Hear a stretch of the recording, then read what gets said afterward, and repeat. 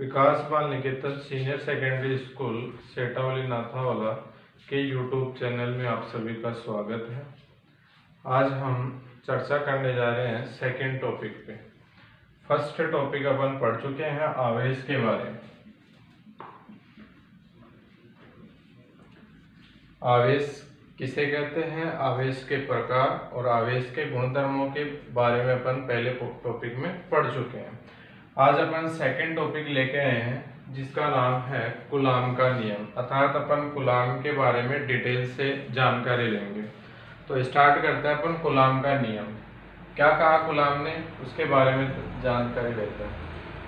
किन्हीं दो स्थिर बिंदुवत आवेशों के मध्य लगने वाले आकर्षण या प्रतिकर्षण बल को, मैंने पीछे वाले टॉपिक में बताया था, आकर्षण या प्रतिकर्षण बल जब दो समान आवेश हों अर्थात सजातीय प्रकृति के आवेश हों, या तो दोनों प्लस क्यू हो या दोनों ही माइनस क्यू हो, तो सजातीय प्रकृति के आवेशों के मध्य प्रतिकर्षण बल तथा विजातीय आवेशों के मध्य, जैसे एक प्लस क्यू हो एक माइनस क्यू हो, या एक माइनस क्यू हो दूसरा प्लस क्यू हो, तो उनके मध्य आकर्षण बल लगता है। तो जो आकर्षण या प्रतिकर्षण, दो आवेशों के मध्य जो आकर्षण या प्रतिकर्षण बल लगता है उसे अपन कूलाम बल कहते हैं। कूलाम बल को दूसरा नाम अपन स्थिर वैद्युत बल के नाम से भी जाना जाता है। तो कूलाम बल भी कह सकते हैं और स्थिर वैद्युत बल भी कह सकते हैं। इस बल का, जो कूलाम बल है, स्थिर वैद्युत बल है, इस बल को कूलाम नामक वैज्ञानिक ने ही इसका प्रतिपादन किया था, जिसके कारण इसे कूलाम का नियम कहते हैं। नियम क्या था, क्या नियम दिया था, उसके बारे में चर्चा करते हैं। नियम था कि दो स्थिर बिंदुवत आवेशों के मध्य लगने वाला बल, देखो कि दो स्थिर आवेशों के मध्य, मान लिया मैंने दो आवेश हैं Q1 और Q2, स्मॉल r दूरी पर दोनों रखे हुए हैं, बिंदुवत आवेश है, दोनों कैसे आवेश है, बिंदुवत। इन दोनों के बीच में लगने वाला बल, जाहिर सी बात है कूलाम बल लगेगा, क्योंकि दोनों समान प्रकृति के हैं, या तो आकर्षण बल लगेगा या प्रतिकर्षण। यहाँ पे समान प्रकृति के हैं इसलिए प्रतिकर्षण बल लगेगा, तो जो भी बल लगेगा उसको अपन कूलाम बल कहेंगे।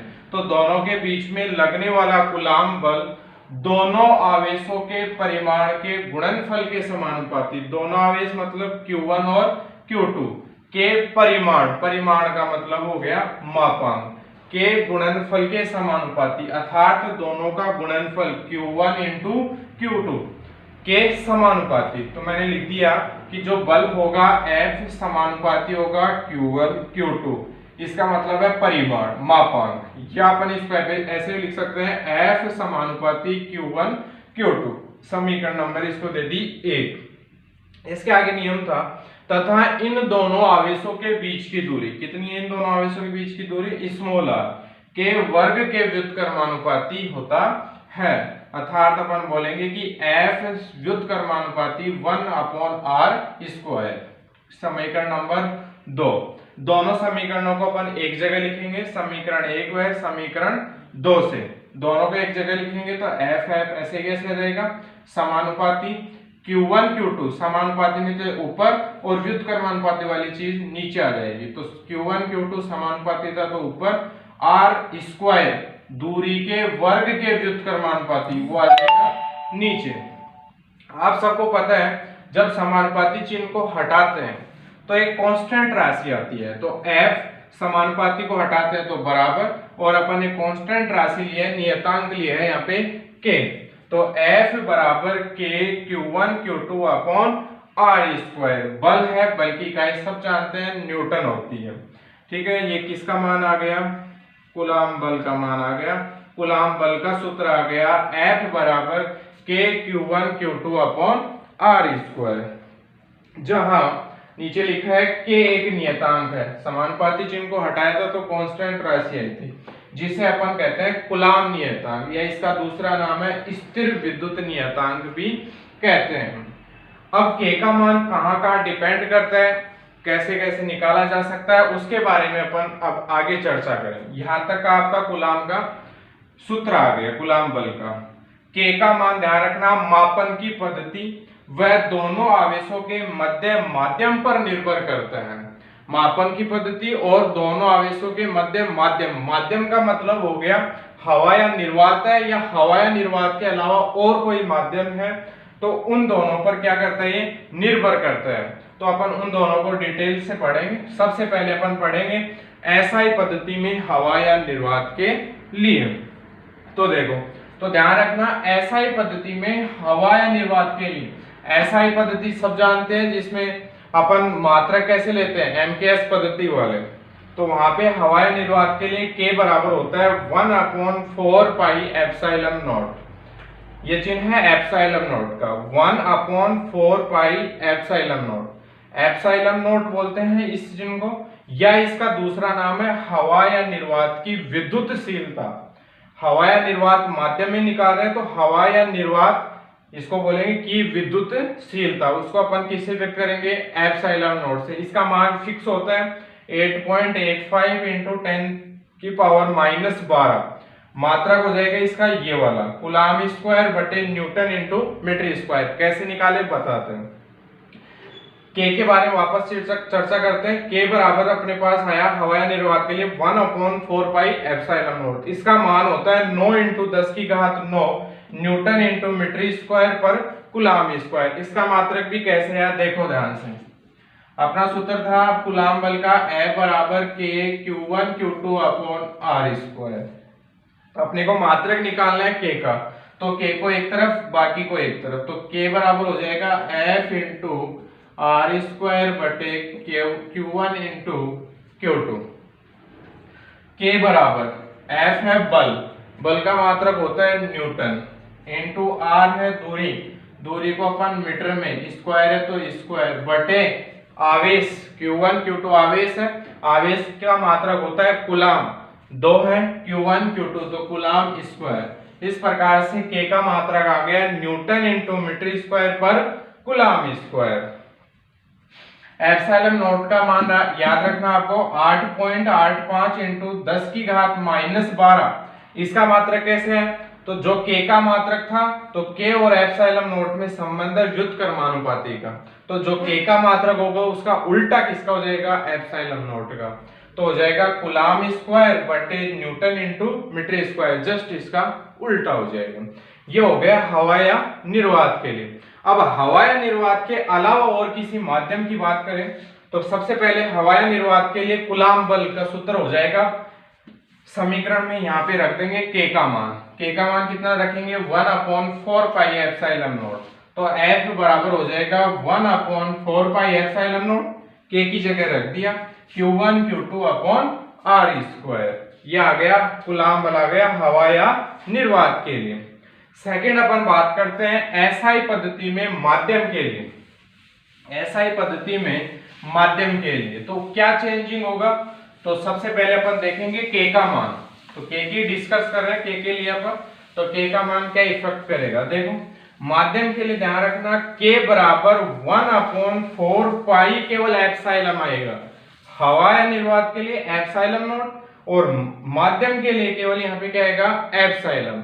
जहां ध्यान रखना एप्सिलॉन होगा माध्यम की विद्युतशीलता, एप्सिलॉन नॉट तो क्या था, हवा या निर्वात की विद्युतशीलता, एप्सिलॉन हो जाएगा माध्यम की विद्युतशीलता। एप्सिलॉन बराबर सूत्र होता है एप्सिलॉन नॉट एप्सिलॉन आर, तथा एप्सिलॉन नॉट अपन पढ़ ही चुके हैं, हवा या निर्वात की विद्युतशीलता, हवा या निर्वात की विद्युतशीलता, और एप्सिलॉन आर का ध्यान रखना माध्यम की आपेक्षिक विद्युतशीलता, माध्यम की आपेक्षिक विद्युतशीलता, या इसका दूसरा नाम है पैरावैद्युतांक, इसको बोला जाता है पैरावैद्युतांक। अलग अलग माध्यम में एप्सिलॉन आर का मान अलग अलग होता है, चालक वस्तुओं के लिए अलग, कुचालक सुचालक के लिए अलग अलग होता है, ये बताएंगे। तो ध्यान रखना एसआई पद्धति में माध्यम के लिए K का मान होता है 1/4 पाई एप्सिलॉन। एप्सिलॉन होगा माध्यम की विद्युतशीलता, एप्सिलॉन नॉट होगा हवा या निर्वात की विद्युतशीलता, और एप्सिलॉन बराबर सूत्र होता है epsilon nought epsilon r. Epsilon nought होता है हवा या निर्वात की विद्युतशीलता, एप्सिलॉन आर होता है माध्यम की आपेक्षिक विद्युतशीलता या परावैद्युतांक। अतः अपन बोलेंगे माध्यम के लिए कूलाम बल, माध्यम के लिए कूलाम बल, तो F माध्यम सूत्र हो जाएगा 1/K की जगह रखेंगे 1/4 पाई, केवल यहां पे क्या आएगा epsilon, 4 pi epsilon Q1 Q2 upon R²।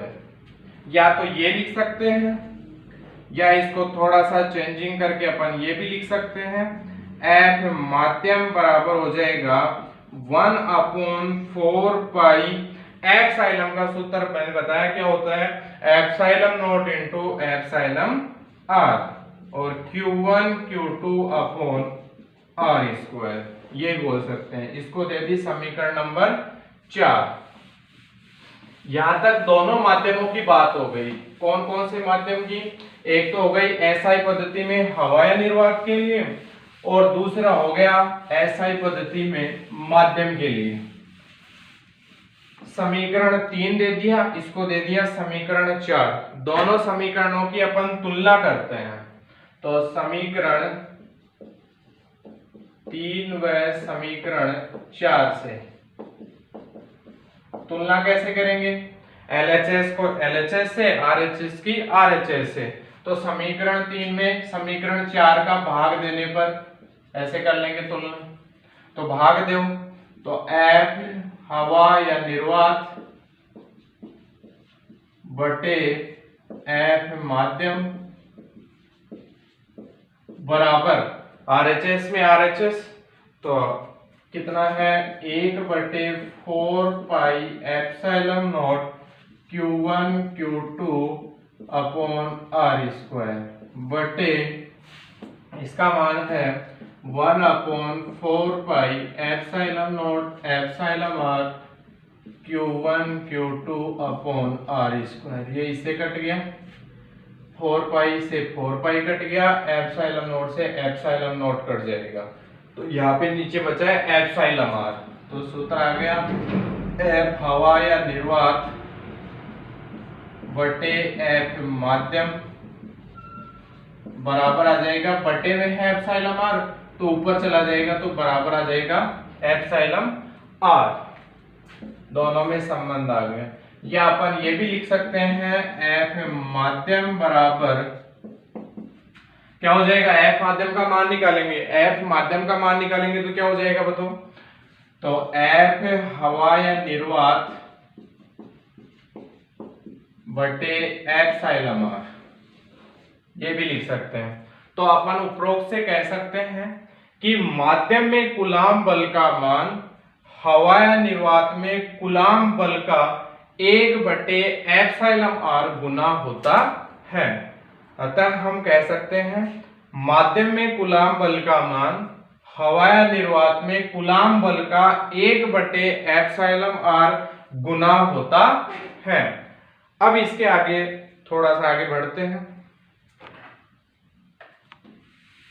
कर दियोगी कूलाम नियम का सदिश निरूपण। इससे आगे पढ़ रहे हैं अपन कूलाम नियम से। कूलाम नियम से आगे है कूलाम नियम का सदिश निरूपण, अर्थात सदिश रूप में कैसे व्यक्त करते हैं। पहले तो वो देखो, कूलाम बल का भी सूत्र निकाला, F बराबर K Q1 Q2 upon R²। ये तो परिमाण के रूप में हो गए। इसको सदिश रूप में लिखेंगे तो कैसे लिखेंगे? F सदिश बराबर K Q1 Q2 upon R² और साथ में आता है एकांक सदिश R²। एकांक सदिश आता है R², जो दिशा को व्यक्त करता है, दिशा को व्यक्त करता है। इसको अपन मोड में भी लिख सकते हैं। तो देखो अब सदिश निरूपण में क्या निष्कर्ष निकल के आता है, तो ध्यान से देखिए। एक समतल है, ये x अक्ष है और ये y एक्स है। मान लिया दो आवेश हैं, एक आवेश q1 है इस समतल में और दूसरा आवेश है q2। इनकी O से, केंद्र O से दूरी r1 सदिश और O से q2 की दूरी है, स्थिति सदिश है r2 सदिश। स्थिति सदिश भी बोल सकते हैं, दूरी बोल सकते हैं, ठीक है। तो सबसे पहले अपन कुलाम नियम कितने आवेशों पे लगता है? दो आवेशों पे लगता है, ठीक है। तो यहाँ पे दो आवेशों के कारण बात करेंगे कुलाम बल की। तो सबसे पहले बात करेंगे Q1 के कारण Q2 पर लगने वाला बल, और फिर उसके बाद करेंगे Q2 पर या Q2 के कारण Q1 पर लगने वाला बल। दोनों का फिर अपन डिस्कस करेंगे। तो सबसे पहले अपन बात करेंगे आवेश Q1 के कारण, आवेश Q1 के कारण Q2 पर लगने वाला कूलाम बल, लगने वाला कूलाम बल।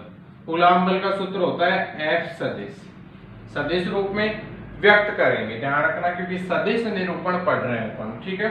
Q1 के कारण Q2 पर, तो जिस पर लग रहा है वो पहले और जिसके कारण लग रहा है वो बाद में। जिस पर लग रहा है वो पहले, जिसके कारण लग रहा है वो बाद में। ध्यान रखना ये पर और ये के कारण। F21 सदिश अर्थात Q1 के कारण Q2 पर लगेगा तो दिशा Q2 की तरफ होगी, अर्थात कुल मिला के बल की दिशा इस तरफ होगी। और बल कौन सा होगा अभी निकाल चुके हैं, F21 सदिश, ठीक है। F21 सदिश होगा तो इसका स्थिति सदिश होगा R21 सदिश। इसका स्थिति सदिश क्या हो जाएगा? R21 सदिश। Q1 का स्थिति सदिश R1 सदिश, Q2 का स्थिति सदिश R2, और दोनों का क्या हो जाएगा? R21 सदिश। हाँ जी, सूत्र होता है K Q1 Q2 upon R square, अर्थात दोनों के बीच की दूरी। तो दोनों आवेशों के बीच की दूरी कितनी है?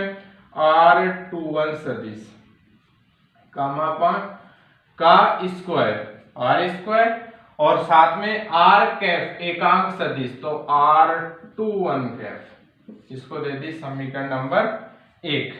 इसी प्रकार अपन पढ़ेंगे दूसरा डायग्राम। तो दूसरे में क्या होगा? तो थोड़ा सा चेंजिंग होगा। ये Q1, ये Q2, ये इसका स्थिति सदिश R1 सदिश, ये इसका सदिश R2 सदिश। अब Q2 के कारण Q1 पर लगने वाला बल, तो कुछ दिशा इस तरफ हो जाएगी, ऊपर की तरफ। और बल कौन सा हो जाएगा? जस्ट इसका विपरीत। F21 था तो अब क्या हो जाएगा? F12 सदिश। इसका स्थिति सदिश हो जाएगा R12 सदिश, ये हो जाएगा। तो अपन बात करेंगे, अतः आवेश किसके कारण? Q2 के कारण Q1 पर लगने वाला कूलाम बल, लगने वाला कूलाम बल। तो सूत्र हो जाएगा F पर के कारण, पहले पर, किस पर? एक पर, किसके कारण? दो के कारण। तो F12 सदिश बराबर सूत्र हो जाएगा K Q1 Q2 upon R square. तो R स्क्वायर का मतलब हो जाएगा R12 सदिश का होल स्क्वायर, और आगे हो जाएगा R12 कैफ। समीकरण नंबर 2। एकांक सदिश वही होगा जो यहाँ पे स्थिति दूरी आएगी स्थिति की। इसके आगे अपन बात करते हैं। देखो, फर्स्ट डायग्राम में मैं त्रिभुज नियम लगाने जा रहा हूं। तो फर्स्ट डायग्राम, चित्र फर्स्ट से सदिश योग के त्रिभुज नियम से 11th क्लास में त्रिभुज का नियम पढ़ा हुआ है। दो क्रमागत भुजाओं का योग विपरीत दिशा वाली तीसरी भुजा, जो तीसरी भुजा होती है विपरीत दिशा में, वो उसको क्या किसको व्यक्त करती है? परिमाण को व्यक्त करती है। वो कैसे? देखो, हाँ जी, r1 सदिश की डायरेक्शन ये वाली, r2 सदिश की डायरेक्शन ये वाली, इसकी डायरेक्शन ये है, इसकी डायरेक्शन ये है, इसकी डायरेक्शन ये है। तो दो क्रमागत भुजाएं, क्रमागत देखो भाई, ये ऐसे चल रही है तो इसके बाद ये वाली ऐसे हो गई। तो देखो देखिए, तीसरी विपरीत हो रही है नहीं हो रही? तो तीसरी इस डायरेक्शन में, इसका मतलब तीसरी हो गई विपरीत भुजा। तो विपरीत भुजा होगी वो परिमाण को व्यक्त करेगी। तो दो क्रमागत भुजाओं का योग, क्रमागत भुजाएं कौन कौन सी हो गई? r1 सदिश प्लस r21 सदिश बराबर हो जाएगा विपरीत दिशा में परिमाण को व्यक्त करती है r2 सदिश। तो यहां से r21 सदिश का मान निकालेंगे तो आ जाएगा r2 माइनस r1 सदिश। समीकरण नंबर 3, समीकरण 3 से मान समीकरण 1 में रखने पर रखो तो क्या हो जाएगा? f21 सदिश बराबर kq1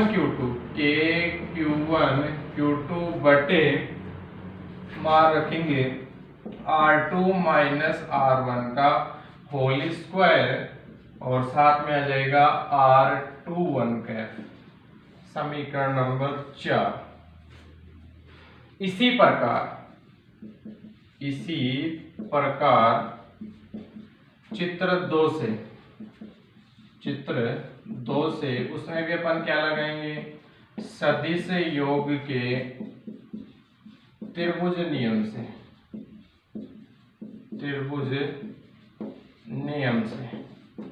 हाँ जी, तो ये हो जाएगा। देखो इसमें r1 की दिशा ये वाली, r2 की दिशा ये वाली और परिणामी की दिशा ये वाली। तो क्रमागत भुजा देखो, ये ऐसे जा रही है, ये ऐसे जा रही है क्रमागत।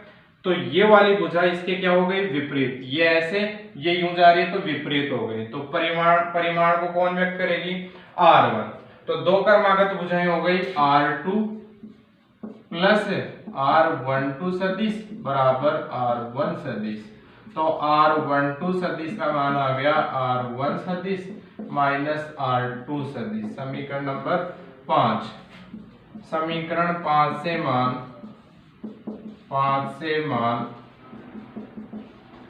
समीकरण कहाँ रखेंगे? 2 में रखने पर, समीकरण 2 में रखने पर। हाँ जी, रखो समीकरण 2। तो क्या हो जाएगा?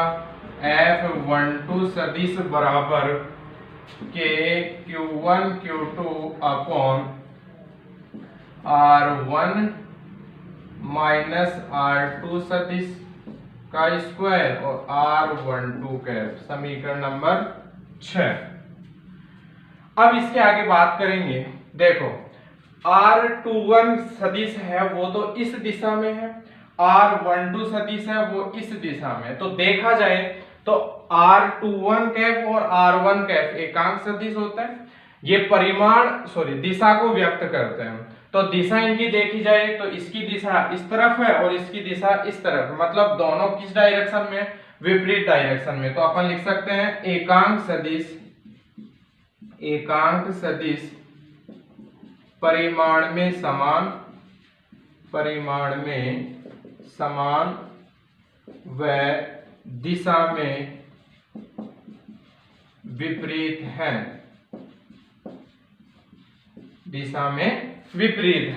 दोनों की डायरेक्शन विपरीत है। तो अपन लिख सकते हैं r21 कैफ अगर इस डायरेक्शन में है और r12 कैफ इस डायरेक्शन में, तो बराबर कब होंगे? दोनों के किसका चिन्ह आ जाएगा? एक के किसका चिन्ह आ जाएगा? माइनस का। तो माइनस का मतलब हो गया कौन सी दिशा में? विपरीत दिशा में। इसको दे दी मैंने समीकरण नंबर 7। अब अपन देखेंगे इस सूत्र में और इस सूत्र में। देखो किस चीज का फर्क है? इसमें r2 माइनस r1 आ रहा है, इसमें r1 माइनस r2 आ रहा है। मैं इसको R1 माइनस R2 लिखूंगा तो माइनस चिन्ह कॉमन लेना पड़ेगा, पर इसका मोड है तो माइनस चिन्ह कॉमन लूंगा तो वो कैसे हो जाएगा प्लस, अर्थात ये मान और ये मान आपस में क्या है, बराबर है, क्योंकि मापांक में है तो मापांक में जो राशि होती है वो हमेशा किस में हो जाती है, प्लस में हो जाती है। K Q1 Q2 दिख रहा है ऐसे कैसे, बस फर्क कर सकते हैं तो इन दोनों से, तो इन दोनों के लिए मैंने लिखा कि एकांक सदिश परिमाण में समान वह दिशा में कैसे हैं, विपरीत है। तो बताओ दोनों विपरीत है, तो विपरीत है तो इसका मतलब दोनों समीकरणों का अपन क्या लिख सकते हैं आगे, तो कौन कौन सी समीकरण काम में लेंगे, समीकरण 4, समीकरण 6 व समीकरण 7 से, वह समीकरण 7 से बताओ क्या लिख सकते हैं, विपरीत दिशा को व्यक्त कर रहे हैं तो क्या हो जाएगा यहां से, तो बताओ इन दोनों में क्या संबंध हो जाएगा, समीकरण 4 व समीकरण 6 में, तो अपन लिख सकते हैं F21 सदिश बराबर माइनस F12 सदिश, इसकी जगह R21 कैफ है, R12 कैफ है, तो R21 कैफ की जगह मैं क्या रख सकता हूं, माइनस R12 कैफ, तो माइनस चिन्ह लगाऊंगा तो यहाँ माइनस आ जाएगा, अर्थात ये किस में हो जाएगा, माइनस में। या अपन ये भी बोल सकते हैं इसकी जगह R12 की जगह R21 कैफ माइनस रखेंगे तो ये माइनस वाला हो जाएगा, इन दोनों में से एक माइनस का हो जाएगा, तो इसका मतलब अपने पास आ गया F21 सदिश बराबर माइनस F12 सदिश, विपरीत दिशा में है तो इसका मतलब ये कौन से नियम का पालन कर रहे हैं, न्यूटन के तीसरे नियम का, और तीसरा नियम होता है क्रिया प्रतिक्रिया का नियम, तो ध्यान रखना कूलाम बल क्रिया प्रतिक्रिया नियम की पालना करता है, कूलाम बल क्रिया प्रतिक्रिया नियम की पालना करता है। ये अपने पास कूलाम नियम का सदिश निरूपण हो गया, ठीक है। तो वीडियो को ज्यादा से ज्यादा लाइक शेयर कीजिएगा और ज्यादा से ज्यादा सब्सक्राइब कीजिएगा। Thank you.